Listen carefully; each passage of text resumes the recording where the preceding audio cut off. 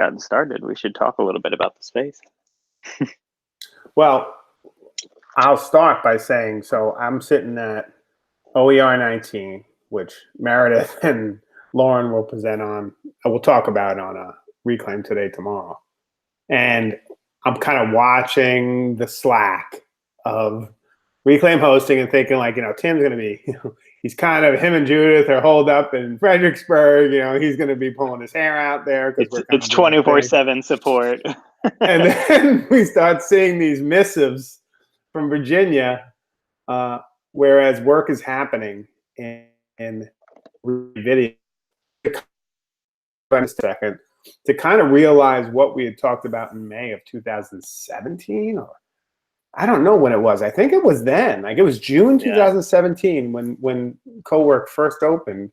That's that right. We had talked about turning the space you're in now into basically a robot-driven video store. And there's an article. I've linked to it before. I'll link to it in the comments or whatever of this video after it gets published. But there's an article. Lindley Estes, who used to cover us when we were working in Mary Washington because she was on the university beat.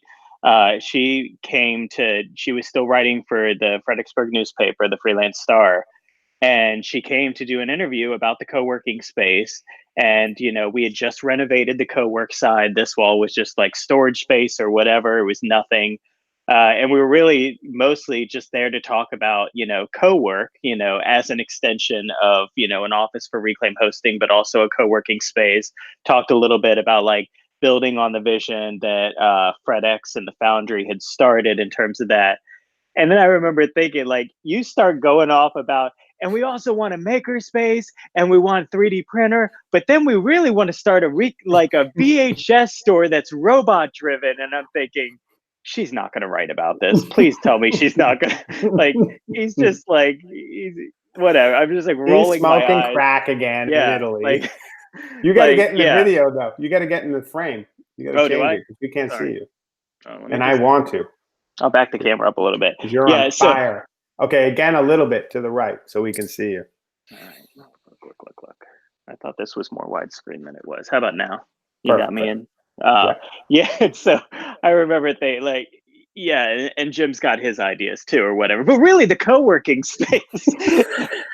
And she puts out this article, and sure enough, at the end, the last paragraph is dedicated to like, and they also have visions of opening a VHS store that will be driven by a robot from Italy. And I'm thinking, oh my God, I can't believe she really wrote all of that stuff. That's insane. That's like the most ridiculous idea I've ever heard of. And then here I am talking. And then in the last week, you've made more strides in getting what would we call like a fully automated Reclaim video. I think that was the idea, right? Like the idea we had was that you could basically run Reclaim video from a robot. Yeah. Well, and we were trying to think of the space not only as sort of this like museum exhibit or whatever, but really as sort of an art space, right? A space where people could interact with it. And obviously that's not going to work if you have to have someone that's got to open and close it all the time. But with these glass windows and everything, the idea was, are there ways in which people could interact it on the web? Given that we are Reclaim hosting and, we do so much in the digital anyway. And so, and obviously with you being in Italy, that spurs it as well, because you're like, hey, I want to be able to run the space from Italy. And why couldn't we have other people run it from elsewhere too?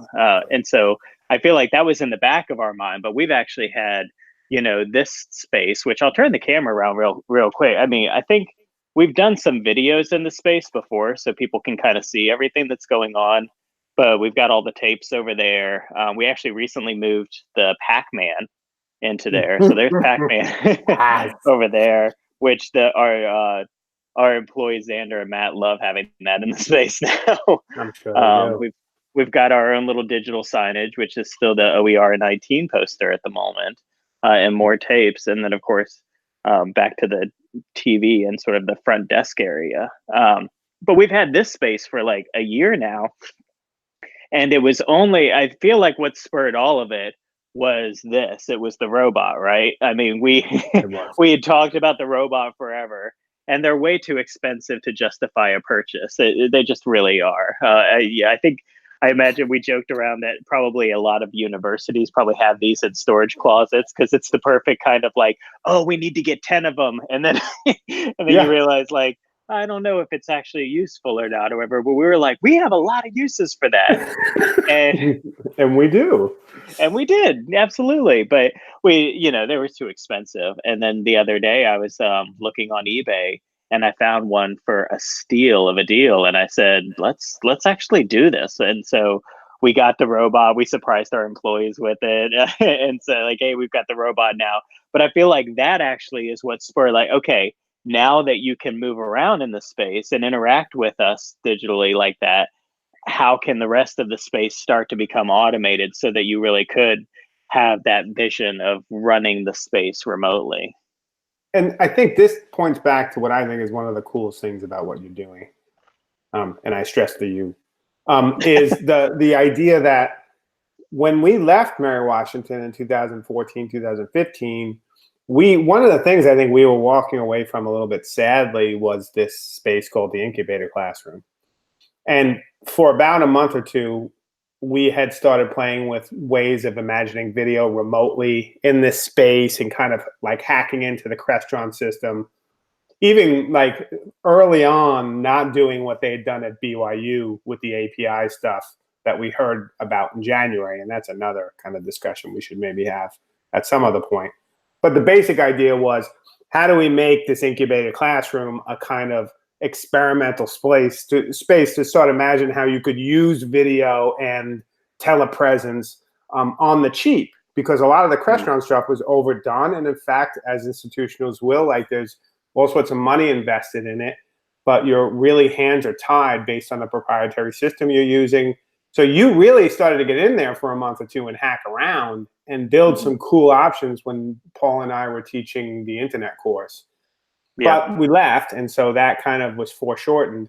But this kind of is, while we return to the makerspace a little bit, we have our own office. Like this is a return to the Incubator Classroom in Right. the form of a video store. And as you've been working this last week, that's all I've been thinking about is like, we're kind of also finally aligning some of those experiments that we wanted to do. And obviously there's a lot of love and kind of origins with this stuff back to DS106, Mm-hmm. the karaoke, DS106 TV, DS106 radio. I mean, you name it. The media, yes, awesome. The media is rich. So Yeah. I guess I was really just looking from abroad longingly at all you were doing to kind of realize some of that. So let's actually let me stop kind of waxing about it. And why don't you take us through some of what you've accomplished over the last week in terms of automating the space? I talked about it with Yeah. several people in Ireland. They probably were like, will you shut up already about it? But I'd like to get it like formalized so you can take me through all of the kind of things you've done in the last week or so. Absolutely. So if you want to roll around here, and I'll actually move the camera a little bit to get a wider view of the space. So the first thing I guess I should mention is over here. So this is the light switch.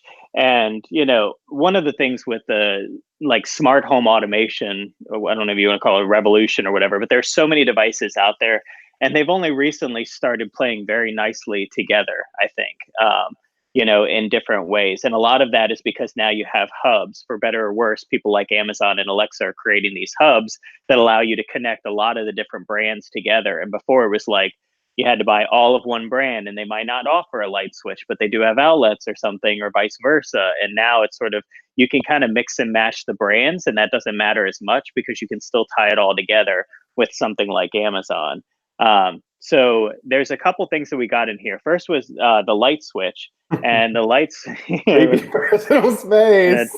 Yeah, we we've Hey, decided. everybody. Like and subscribe for more. Are you feeling emasculated? You got to move yourself higher. I do. Yeah, yeah. Like they're towering over you, No, like it's Winston ET. I'm Churchill. nervous. I'm Oh doing God, ET. Um, Yeah, we've decided the robot has no sense of personal space, if you can't tell None. already.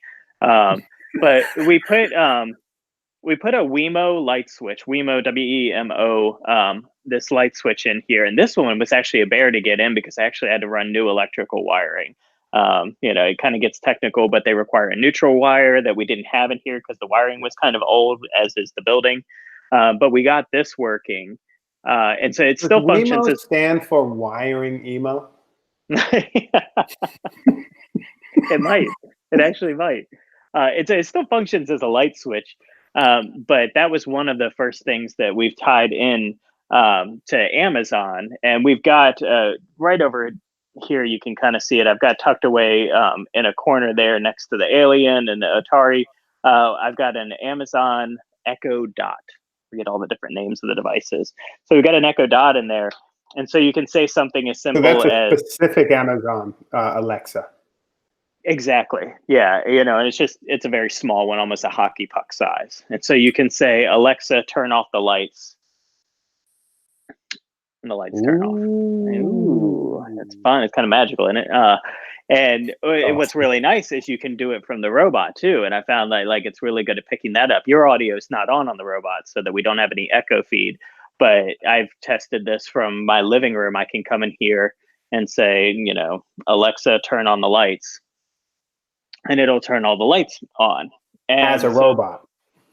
as the robot running through That's here, awesome. whatever, I can't unlock the doors, which may be a good thing in terms of security, because I don't know if a robot can defend itself yet. At least not this one. We'd have to add an attachment. um, Exactly. While it can't defend itself, it can't get too hurt either. Yeah, this is true. And so we've got that. The other thing that we've added, and these are really nice, are smart outlets. And smart outlets don't, unlike the light switch, which has sort of a single purpose, a smart outlet, and I'll take the camera over here so you can see one of them right down here and kind of get a look at it. That white box there is a Wemo smart outlet. And the idea behind You these, need to focus that a little bit more for our oh, do viewing I, audience. for a viewing audience? Hard Well, to get. I mean, there's probably one person if that. But look at that. Yeah, that's better. is that That's good? good. Yep. Yeah. So that smart outlet, that's basically a white box. It's still got a power on and off. It's kind of like a surge protector, but the difference is, again, it's internet connected. So you can tell it to turn itself on or off. So this one is a little bit more multifunction. I think I started out just having it connected to the Pac-Man, but then I realized you could plug them into a surge protector and everything plugged into it would all be connected. And so we've got one surge protector that's got the Pac-Man and this whatever you want to call it, digital signage, the LCD display that's on one surge protector. And then we have another outlet over behind the TV that controls all of the audio visuals. And so Yes. those, instead of giving it sort of a single command, I decided to tie everything together. So now I've got like one single command where, of course, everything's turned on right now. And so I would say, Alexa, turn off reclaim video. And so Ooh. the power to everything goes off, and then the lights should turn off here in a second, um, unless we've confused it. There we go. There we Uh, go. and so Nice. that sort of shuts down the entire space.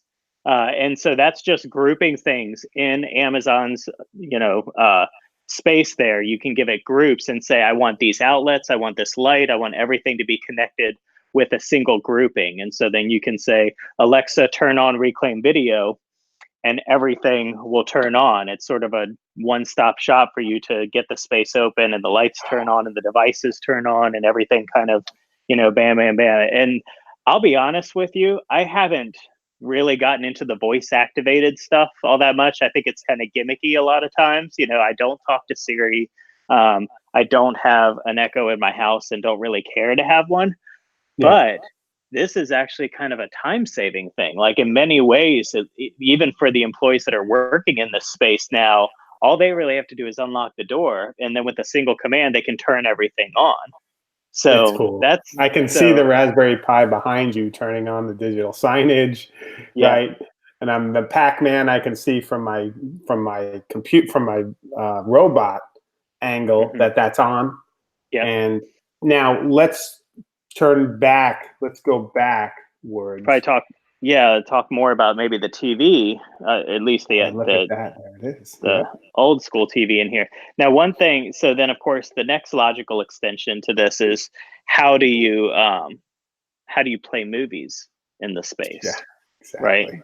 So we can turn everything on. And actually, one of the issues I found with the smart outlets was that this TV is so old that you have to press a button on it. And of course, if you don't have hands, like with your robot, you can't press that button to actually turn it on. Giving it power is not enough. And in fact, sometimes when you turn it on, it starts on channel 2, and you have to press the button to get it to channel 3. It doesn't have a remote. so um, so yeah, it can be kind of difficult with the TV. So for now, we've been leaving the TV on. And similarly, in an analog world, you're not going to be able to actually physically put tapes in. You're not going to be able to pull a laser disc out, put it into a Yeah. player, and do stuff like that. So we had to figure out a better way for that. And what I was thinking about and started playing around with last week as well is sort of a media server. There's this piece of software that probably doesn't come up on the stream, I don't think, but there's a piece of software called Plex. Yeah, you can see And it on the screen. can you?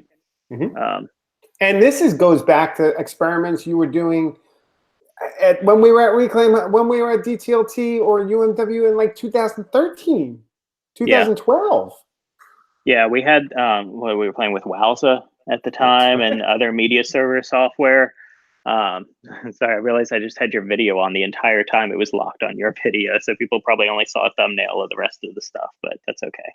Um, but now it's switching back and forth. So you can kind of see it's got a screensaver up right now, but Plex is a really nice and actually free piece of software. They have some paid options for accounts that'll give you more streaming and personalized options, live Yeah. TV, and do some other additional stuff.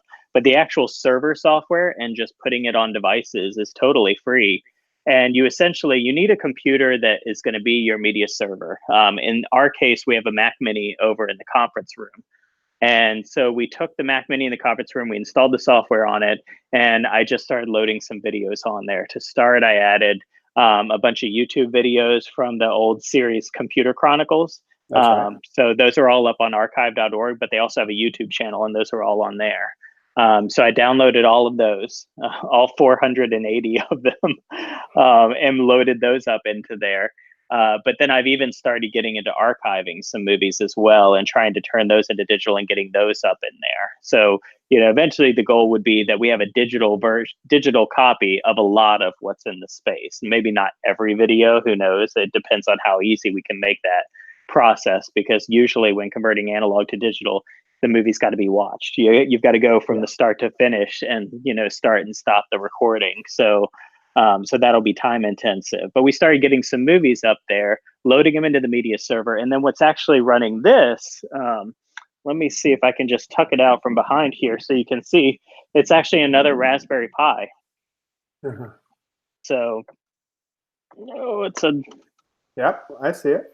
little bit too tight. You can kind of see it right behind here. It's just a Yep. black little box here. It's a Raspberry Pi, and it's being converted from HDMI to RCA that then gets fed into our switcher here so that, an RCA signal can go into an old TV like this. So pretty much any HDMI input, we had already figured out how we could get that on the TV, and we've played around with that. We've had fun with the Apple TV bringing up like a conference session up on here. So we've had people on the TV for interviews and stuff. Yeah. So we already knew how to do that. And so I got Plex up on here, and the Raspberry Pi it's essentially like an Amazon Fire TV or any one of those embedded players. It boots up, it boots right into the media software and starts running Plex. And so that's always running as well. And it's on there. But again, I don't have necessarily any remote, and we've still been trying to figure out options for you to play it remotely. But one of them is, yet again, there is an Amazon Alexa skill for the Plex Media Player. And Yeah. so you can actually, oh, stop. See, as soon as I say that word, she starts firing up and talking to me, but try not to confuse her.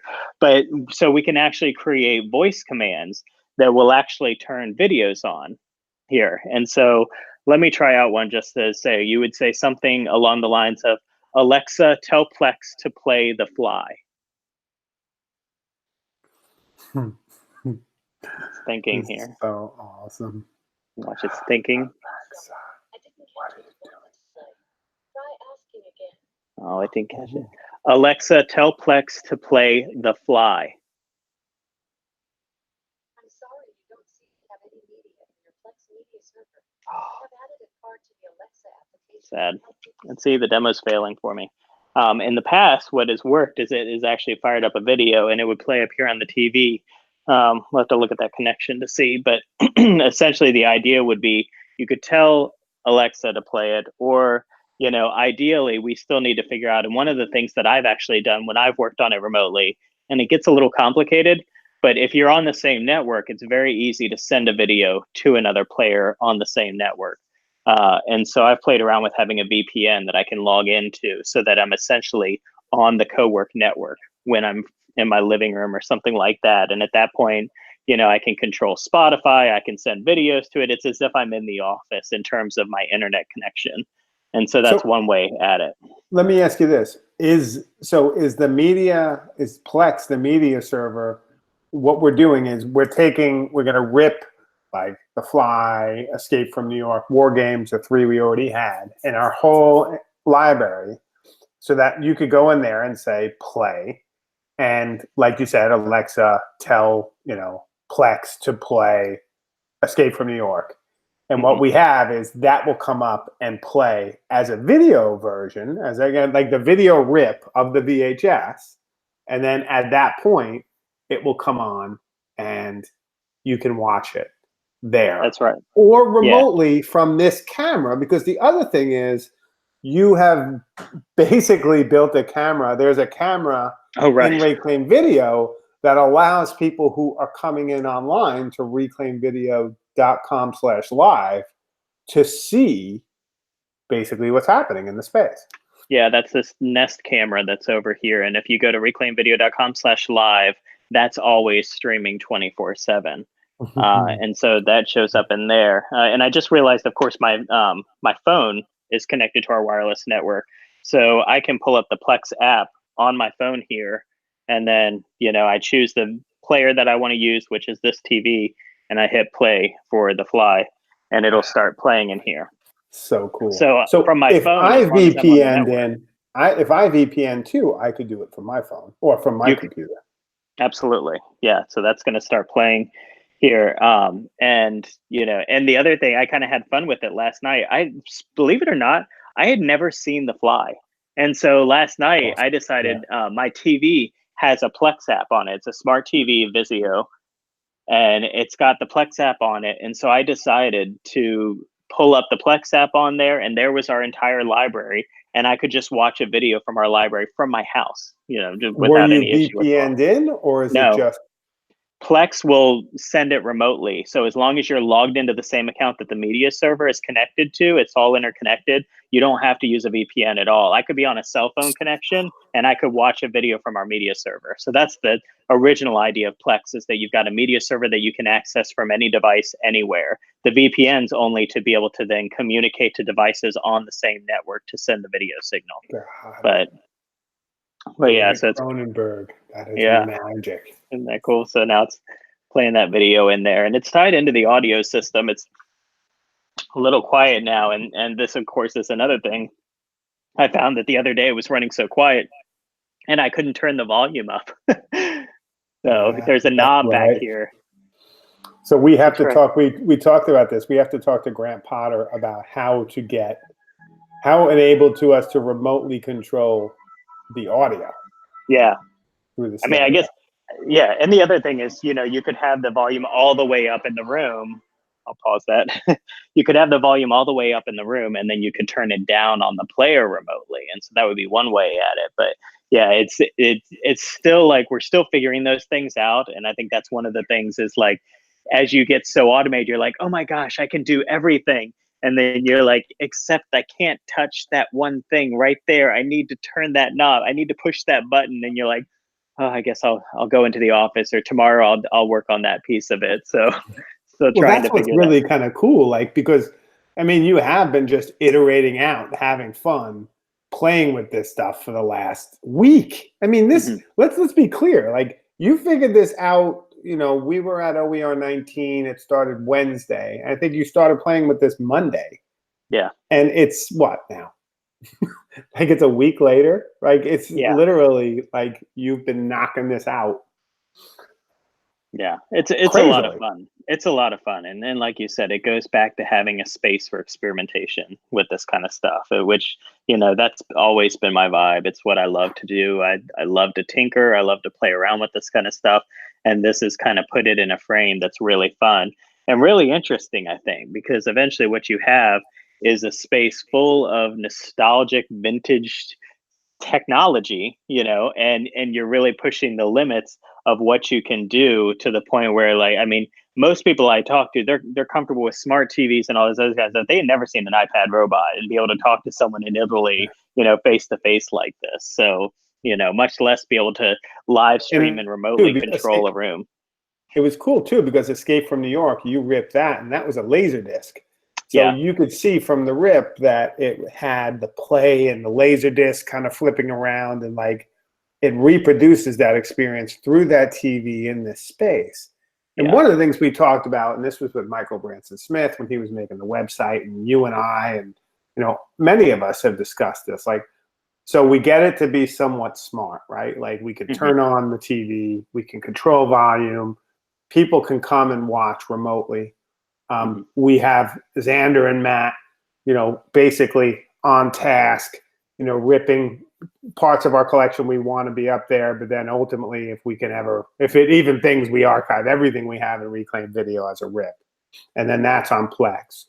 And then the idea being like, okay, well, then how do we build a community around these films and this stuff through an experience of an online? And I don't know what that looks like, and I don't want to pretend I do, but like, it does open up room. Like, what this all does is opens up space for connecting around these things, I right? had I had a fun experience the other day where I was like, okay, I'm gonna completely remotely turn the space on. I'm gonna play a video, and then one of the things that the robot allows is that you can send a link to people and have them on audio conference, and you can hear them.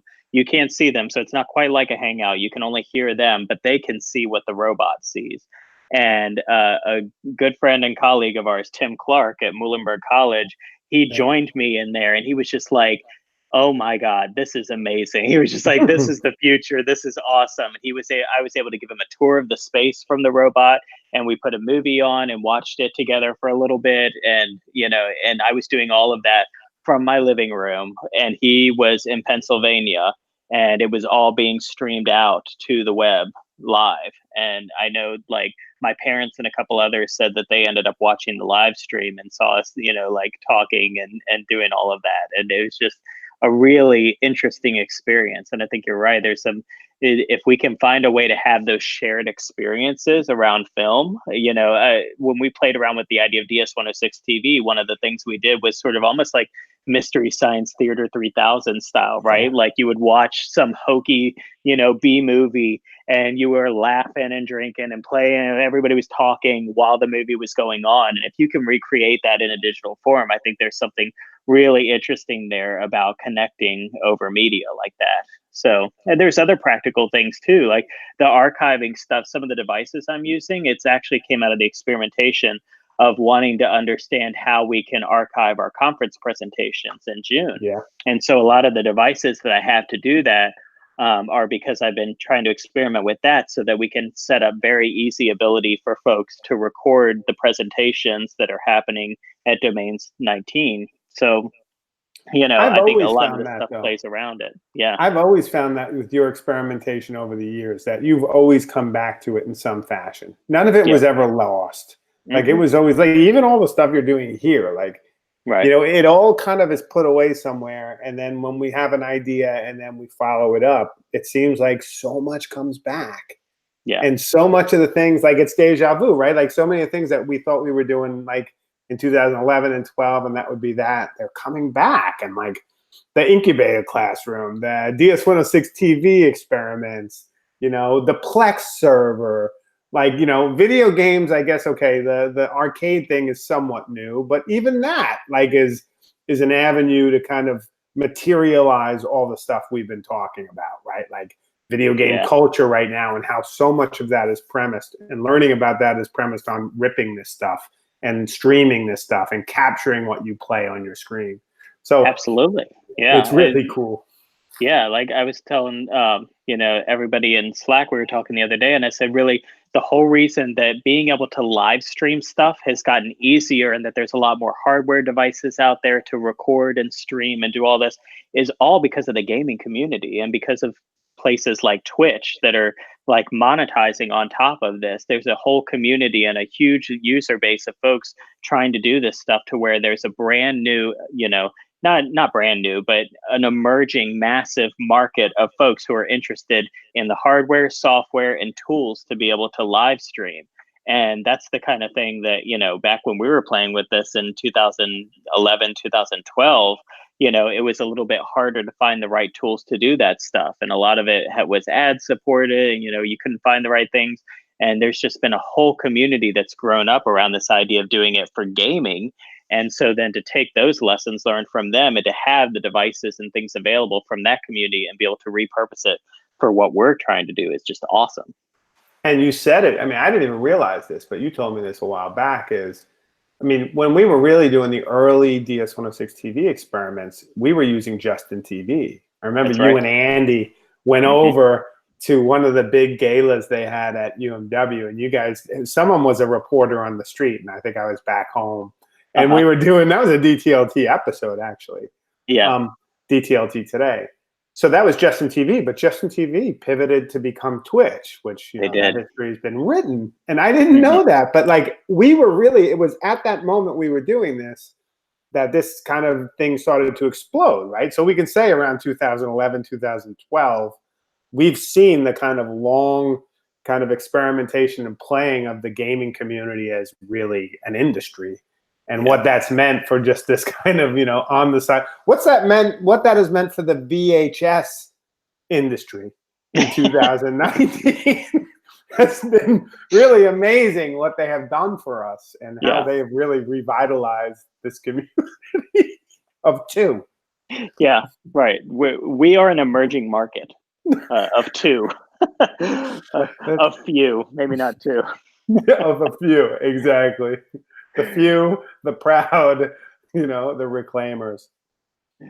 That's right. Yeah. So I think the next piece of it, like you said, is figuring out how to make those synchronous viewing experiences seamless in the space. That'll be the next challenge. And here is how to do that. Audio is a challenge in there, not you know, video with the glare, we can kind of fix that. And I like the idea that the video is not pristine. You know, we talked about, even early on, we talked about like the camera pointed at the TV and you're watching it sort of 3 steps removed, which not only from a copyright standpoint, you're really not raising any red flags there because nobody cares, you know, but also it's sort of like you're recreating the experience of sitting in the room watching an old television. So the idea is not that you have some HD copy in front of you, but that you're together in a room. But in terms of audio and in terms of synchronous experience, what can we do to make that happen? I didn't even mention the tweets and the Slack stuff that happens. You didn't. That's right. So, in fact, if anybody, you know, if you follow Reclaim Video on Twitter,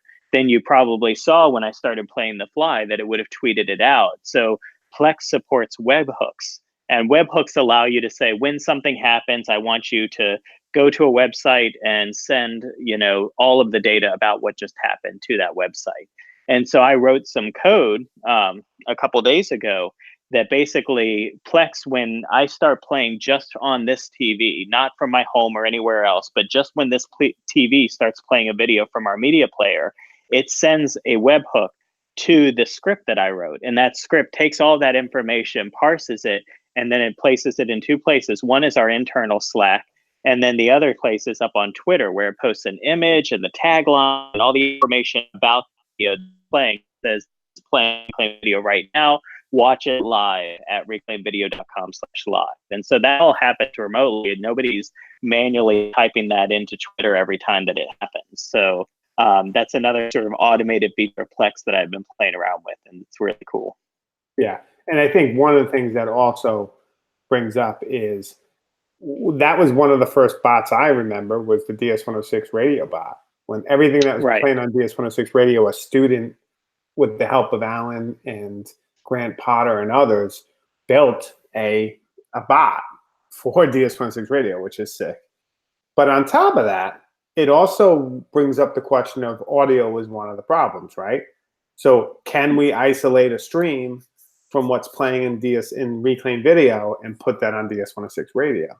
And then that becomes a shared thing that anyone can listen to, or some way isolate the audio. We talked about that a little bit last night, but like, it's just cool because I find, thanks to the work you've done, returning to ideas that I found very generative, now almost 10 years ago, with a brand new kind of like frame. The frame now is, how do we watch videos in an old VHS store in Fredericksburg anywhere from the world? I mean, it's a simple problem in some ways, but it's not necessarily a simple solution. But I like that, right? But the problem is kind of like, what would it mean to get people from anywhere to come and watch an old VHS in your store? Even broadcast, maybe comment on it. Even broadcasts like this, what we're doing right now, I think is pretty interesting, because like if somebody was standing in the room with us, they wouldn't hear anything you're saying because your robot is completely muted, but everybody is able to hear, and I'm able to hear from the Hangout, which is then being streamed out to the web. And so we're able to archive a lot of this stuff through that too. So I think even this experimentation of how can we take conversations that we're having in a space in a very interesting way, make them intimate like this, where it's like you're right in the room with me and I'm talking to you. So it's a really cool experience for me. And then to also send that out to the web for others to interact and be a part of those conversations too. So it's all generative. It's all cyclical. I love it all. It's cool. It is. And that's why this robot won't be left in the closet, right? No, I think that's the difference, right? Like with the Incubator Classroom at UMW, like it's led to, maybe it's led to go to seed or whatever. I mean, because there's not a frame that maybe people have an idea of why to use it. Yeah. Like, and that's why when people say video, and you were really supportive, but like when I said the idea of like a video store, like I think it could be fun. And I didn't see any of this. I'm not trying to say, I had it all mapped out. But like, it's not the thing. You know what I mean? It's the relationship, and it's a way in which you come together around the thing. And people have fun with the thing. And it's not a thing that has, hopefully, any one too many charged idea. Right? Like, hopefully some people have really good memories of going to the video store. Maybe some bad ones, right? They went behind the curtain when they shouldn't have, or whatever. But like, I like that idea that it's not the institutional setting of like, okay, now it's time to pull out remember that one time when they said, there was a school that said like they had a cap suit, a video capture suit. It was like a green screen suit. So where they have like ping pong balls all over you and you're like, So they had obviously a really amazing video setup, and like they said, but like when someone would come by who was of power and had spent the X amount of $1 million to put this whole thing in place, they would always say, put on the video capture suit and run around the place so that they feel like they're getting their money's worth, which is just, for me, ridiculous. So anyway, I love that, it comes out of some place that, just seems fun, like, and also maybe does avoid some of the trappings of money and all the things that come with overinvestment and under return, because there's no real frame around it. And I think it's a cautionary tale that I think institutions and organizations and groups need to embrace this idea of experimentation and understand that sometimes that has to be funded. And it doesn't need to be funded in the tens of thousands of dollars or whatever, but you also need to be able to not sniff at, saying like, hey, for $1,000, I may need a robot and we're going to do some cool stuff with it, and go, oh, well, what's the larger picture here? And maybe you don't know what that picture is. Maybe you're not quite sure where you're going with that. But understanding that that's okay, that, like just throwing some stuff in a space and experimenting and figuring stuff out making stuff up on the fly, that's okay without having a larger picture and understanding what's going, and really, like, that's the idea of an incubation space, is that you're going to do the research and the development, and you figure it out as you go. But that's the kind of thing that less and less, I think, institutions have models for, which is unfortunate, and where I think we're privileged, and that we could just do this kind of thing, and we can just say, like, let's just try it out and do it, and a lot of awesome stuff comes from that. No, it's true. And you know what, Tim? Knowing is half the battle. Knowledge is power. G.I. Joe. I'm a computer. Hey, stop all the downloading. I'm a computer. That reminds me, we need to get some Saturday morning cartoons up on our media server. No, this is different conversation, so I won't go too deep into it. But when I was in OER 19 talking to Brian Mathers, the Scooby-Doo reality returned. And I am interested in, on the cheap, how we figure out an episode or two that deals with digital literacies and some of the stuff we're doing, but using the Saturday morning cartoon frame and everything we're doing here. I mean, I think, frankly, like, it's happening somewhat quietly, as it usually does, but the excitement I feel around what you're doing here and this space is similar to what I was feeling in 2010 as we were building something with DS-106. Like, and it's obviously never the same, but, like, it's an outlet that could really be some of the people around stuff who are doing the art, who want to play with it, to give them another option, or not. You know, it could just be you and me wasting time in a VCR store, which frankly is not a bad thing, but you know, it feels right.